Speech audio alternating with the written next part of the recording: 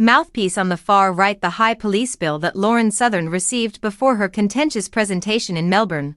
Lauren Southern became the second notorious alt-right pundit to get a large police charge.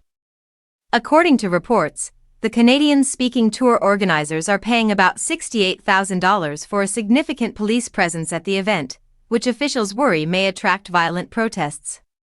Victoria Police declined to comment on the bill's amount, even though it acknowledged that it has the authority to charge any event organizer for using police services. "It's okay to be white" was printed on the blouse Southern wore when she arrived in Australia late last week for her national tour after first being refused a short-term visa. Earlier this week, she received temporary activity visas subclass 408 together with right-wing Canadian YouTuber and podcaster Stefan Molyneux, who will start attending events with her starting next week. Southern was refused entrance to the UK in March on the grounds that her presence in the UK was not conducive to the public good. Southern has made statements critical of immigration, feminism, and Islam. On Friday night, she is scheduled to perform at an unidentified location in Melbourne.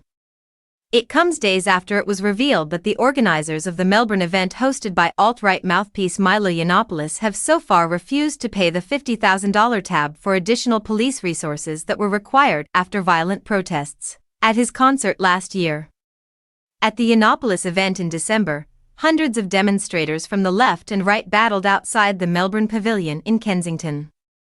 Members of the right-wing organizations Reclaim Australia and the Freedom Party, as well as the left-wing group Campaign Against Racism and Fascism, were among the throng that riot police rushed the demonstration and used pepper spray to disperse.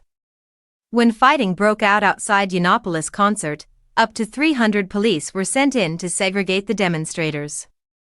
However, more than 6 months after being ordered to do so by police, Yiannopoulos and the people who organized his Troll Academy tour have failed to pay, Police Minister Lisa Neville said on 3AW on Monday. Police are also pursuing legal action. Ms. Neville noted that if a lot of police resources were needed for a big or contentious event, it was standard procedure to charge the organizers.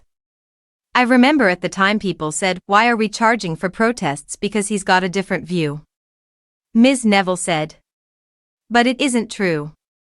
We request that business suppliers contribute to any commercial activity where police are needed." Ms. Neville cautioned that police would be there in full force when asked whether she was worried that violent demonstrations of the same kind might break out at Southern's event. "These events absolutely can get volatile, and they have. We've experienced that," said Ms. Neville. "Police are always well prepared, they've got the equipment, they've got the powers they need to do this, and they will not sit by and let people cause public harm to each other or other innocent people in the community."